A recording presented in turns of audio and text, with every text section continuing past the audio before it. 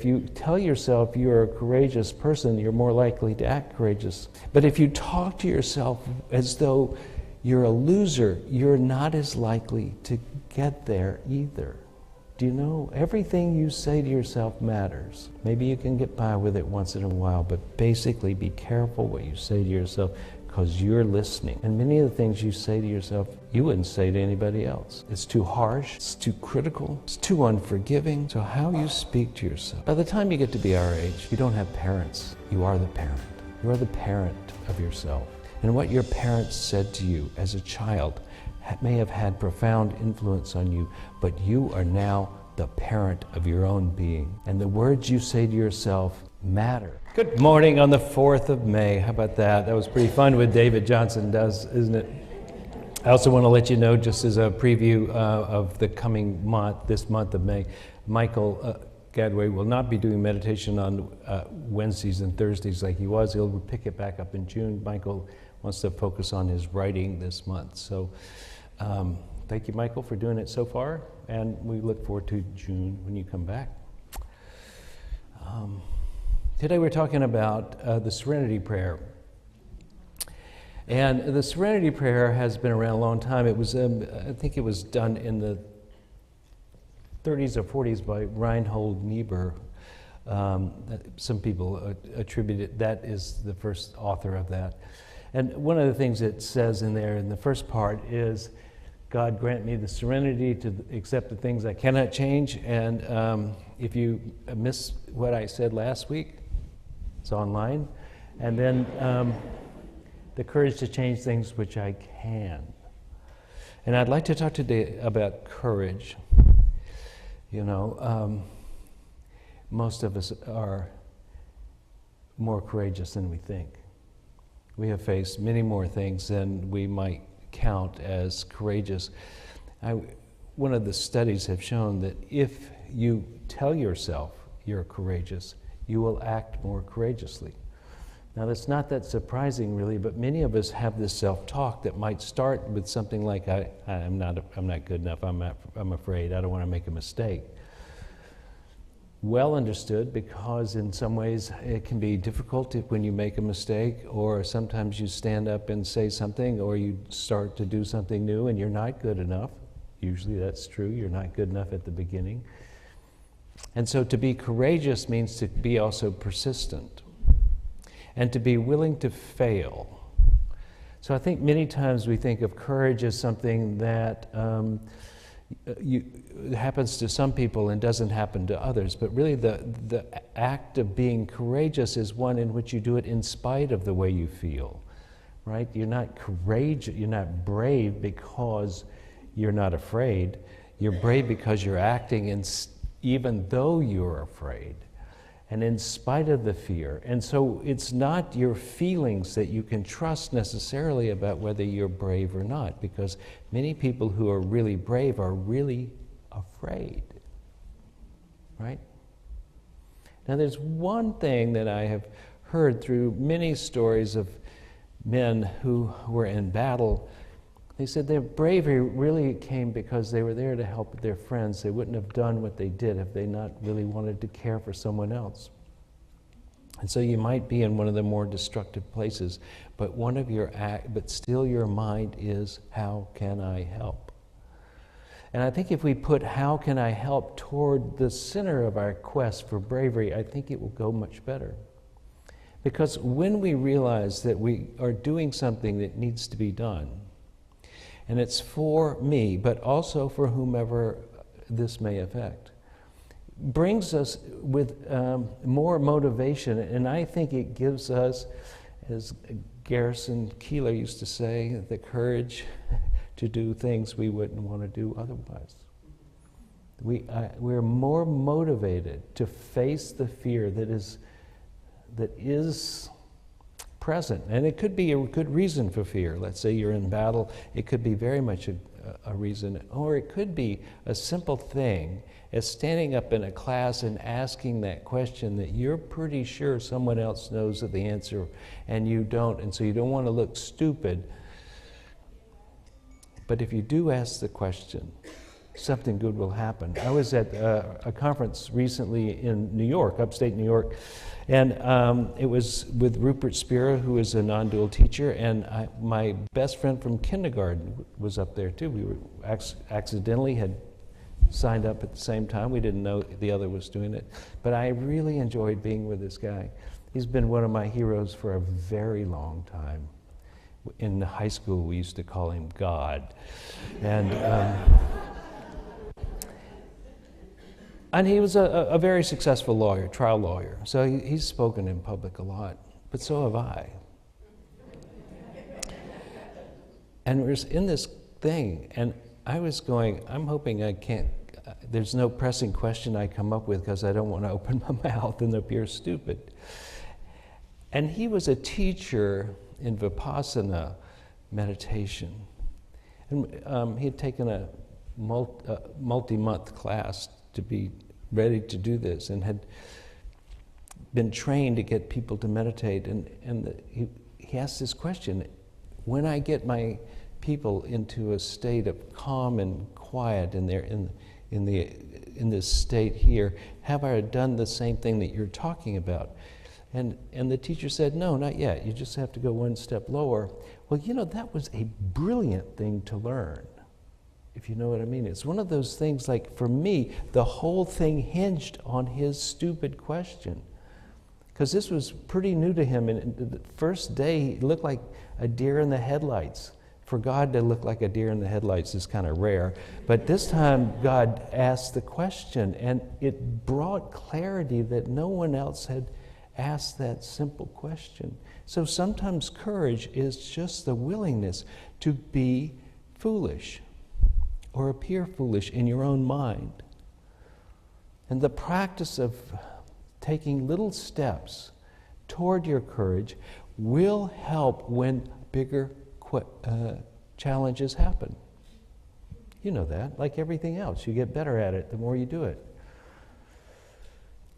I want to tell you about the first time I did a Sunday talk. I was in seminary, Presbyterian seminary, hadn't yet gone to Unity Village, but I was speaking at a Unity church, and I had planned my talk so thoroughly in my head. You just worked it out for weeks. I would walk to coffee with my then wife. We walked downtown, have coffee, and all the way I'd be talking about what I was going to say. What a patient woman. And the night before, I said, well, I'm going to go upstairs and make some notes just so I have it. I forgot everything I had ever thought about for 3 weeks. They just completely left me.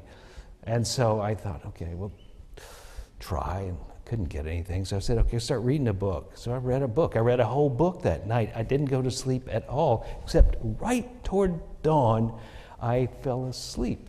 And when I was asleep, I had this dream that I was on a bicycle. I had gone to the wrong church. I was on a bicycle trying to get to the Unity Church, and I was going too slowly because my mother was on the back.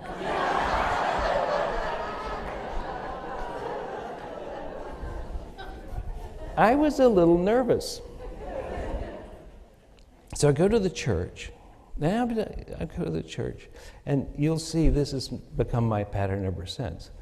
I go to the church, I tell them, I know I have nothing, right?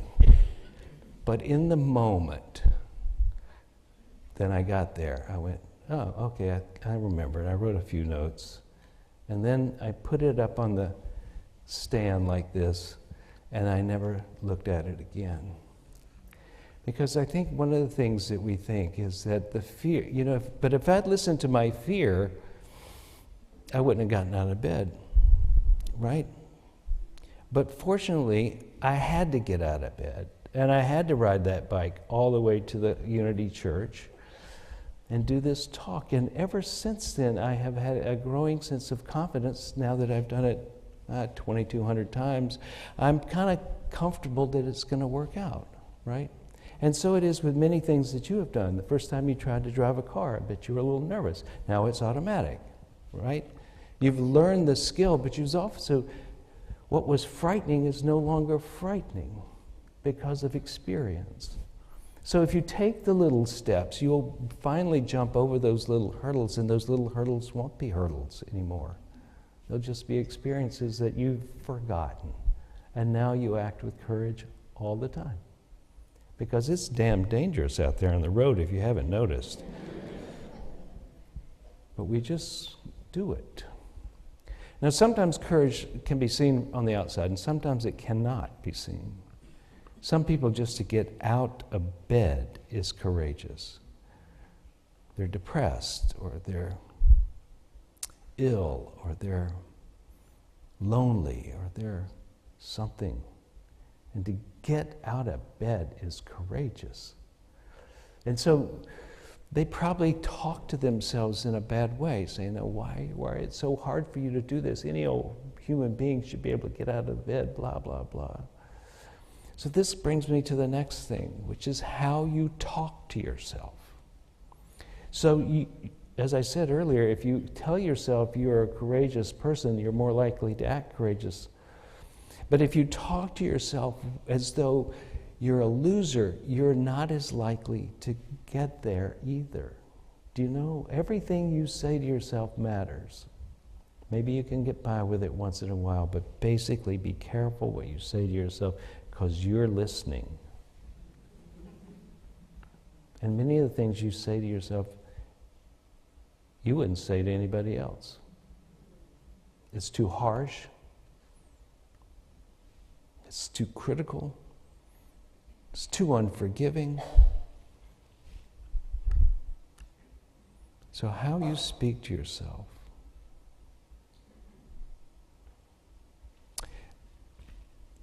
By the time you get to be our age, you don't have parents. You are the parent. You are the parent of yourself. And what your parents said to you as a child may have had profound influence on you, but you are now the parent of your own being. And the words you say to yourself matter. And the way you hold yourself physically matters. Act like you are somebody. Be somebody. My mother used to say something to us all the time. Largely, if we were nervous, when I was a nervous little child, going somewhere, she said, "Just tell them who you damn are." And she meant it. Buck up, little soldier. Start being that kind person to yourself that also insists that you stand up and be the person you want to be. Kindness without slack. Encouragement. Encourage yourself, but then hold yourself to the task. Do it. My belief is that fatigue and hunger makes cowards of us all, right? So take good care of yourself too. Take care of the body. Not just your mind, but saying good things, feeding it good thoughts, encouraging yourself and telling yourself that you are courageous, but take care of the body. Eat well, sleep as well as you can, and do not drink too much. All these things will diminish your ability to act in the moment. Years ago, I did something that really was a lack of courage, and it was a very small thing you could say. It was two sentences I need to say, I failed to say in the moment. I judged myself so harshly for 20 years for those unspoken words. I became less lucky because I was castigating myself over and over for something I did not say for 20 years. I was basically unhappy for many of those years because of a failure to do the right thing in the moment. That's a little harsh, don't you think? We make mistakes. We're all going to make mistakes. Odd thing about mistakes I have found in my life that the mistakes become the teaching, or the mistakes actually point you in the direction you should have been going anyway. That the mistakes aren't always the worst thing that ever happened to you, but you taking your mistakes as failure limits your ability to step out there with any courage at all to do the next thing. You become weaker in your own mind. So I know we like to be perfect, don't we? We certainly want our spouses to be perfect.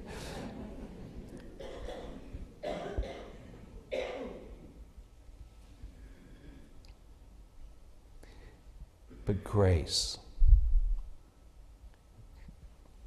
to yourself. You're going to parent yourself, so parent yourself with grace. Be that calm presence in your life that goes, okay, so you messed up.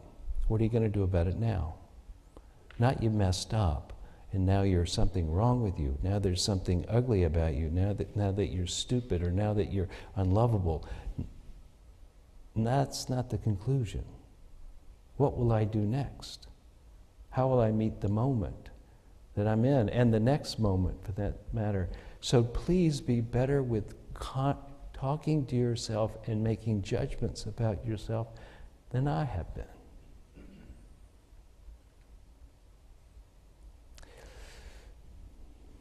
Because actually I see the two things that happen there.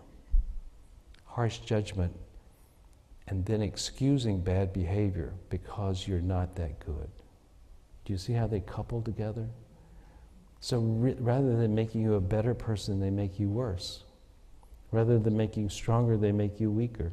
Rather than giving you less addictions, they give you more. Be kind to yourself. Be purposeful with the words you say to yourself, because you are the only instrument you have in this life to make a difference. And if you don't take care of it, if you let it rust with bad thoughts, you will be less for it, but so will our community. A lot of people have been asking me, what do you think we should be doing these days? Thinking in a social action kind of way.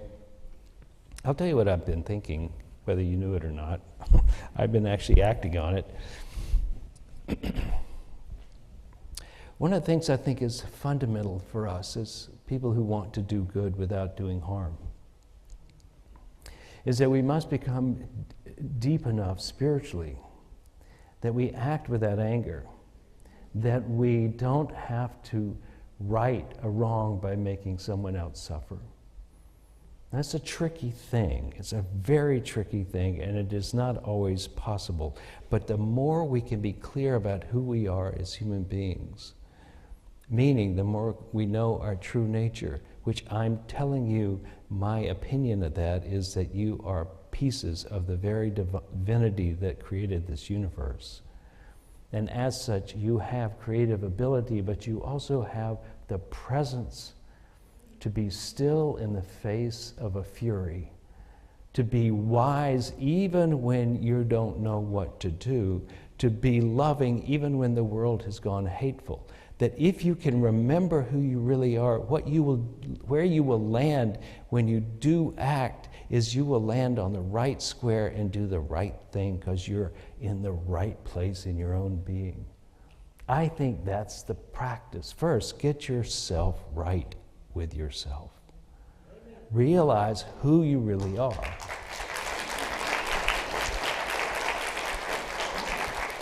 And then, I know it's not sequential, but theoretically, and then act.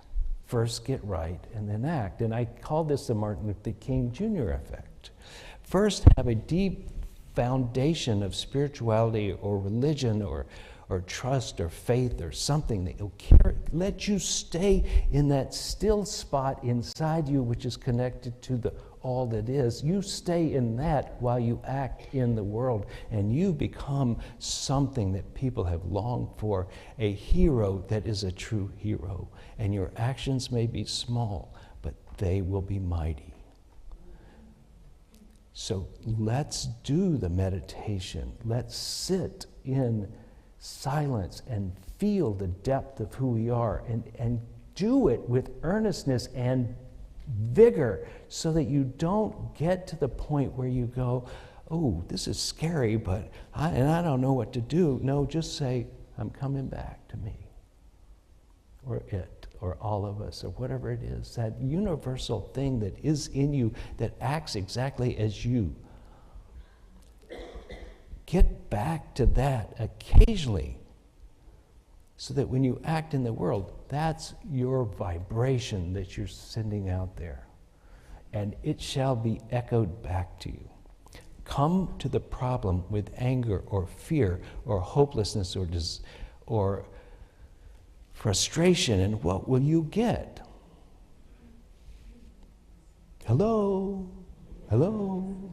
The same thing. So our task, and the reason we come to church, and the reason we come to classes, and why we come sit in meditation, and why we do many of the things we do, is so that we can steady our minds, so that we can be a force for good without being a force for bad when we're trying to do something that is impossible, which is to be good to people while we're changing the direction of the world. It's tricky to do both. And the more you can hang in that center place, the better off you'll be. You don't have to crush them. You don't have to correct them. You have to be the answer.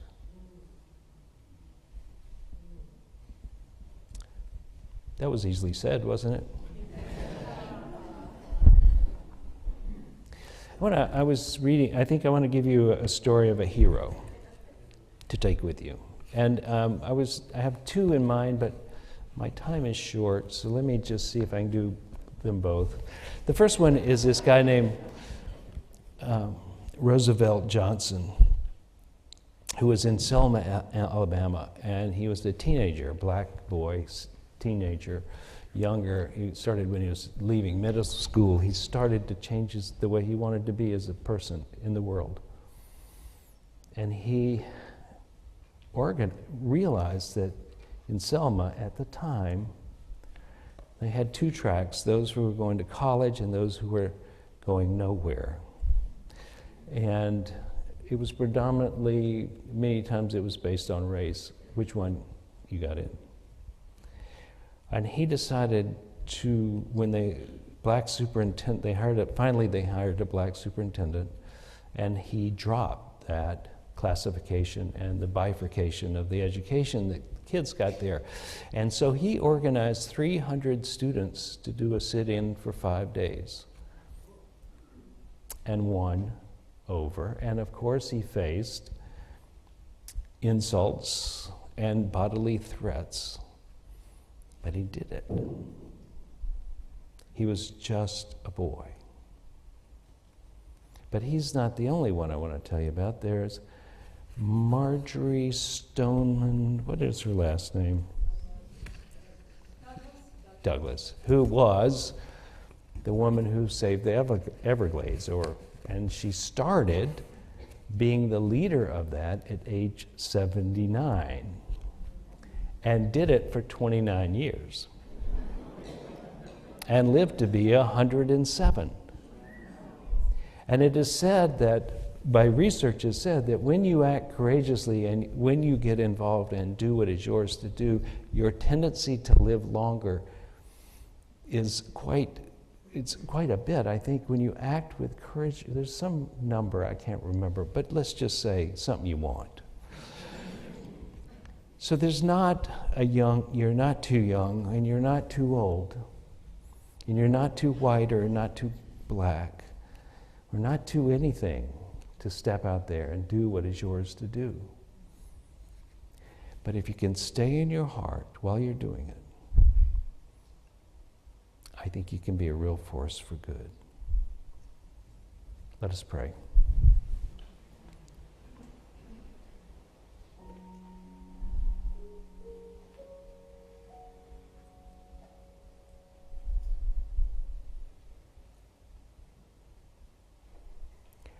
Think of someone you admire, who you consider to be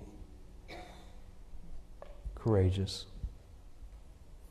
whether they're courageous for getting out of bed, or courageous for facing pain, or courageous for starting a new job, or courageous for speaking up, or courageous for changing religions, or courageous for loving when it seemed dangerous, or courageous enough to have children in this world, courageous enough to surrender, to let go, to forgive, whatever form that courage took. See them.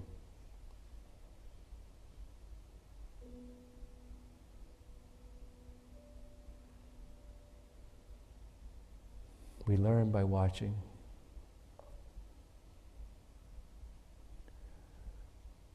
Babies even mimic. Let us make friends with those who are courageous, and let us choose to be courageous, and let us start by speaking well of ourselves. And if you need to forgive yourself, let's do it right away. And if you need to love yourself, even when you made mistakes, let's do that right away.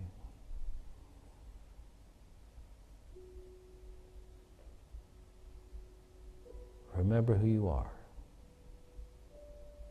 The one dressed as many.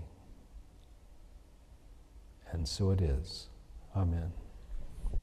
I hope you got something out of today's service. We intend to bring you things that will help you in your life become more of who you want to be, give you the freedom of forgiveness and the hope of expectancy that your life will unfold in a way that brings you joy, happiness, and is a contribution to the world. If you would like to contribute to this ministry, please go to unitytriangle.org, hit the donate button, and it will lead you into an easy way of doing that. We thank you for your attention and look forward to seeing you again here.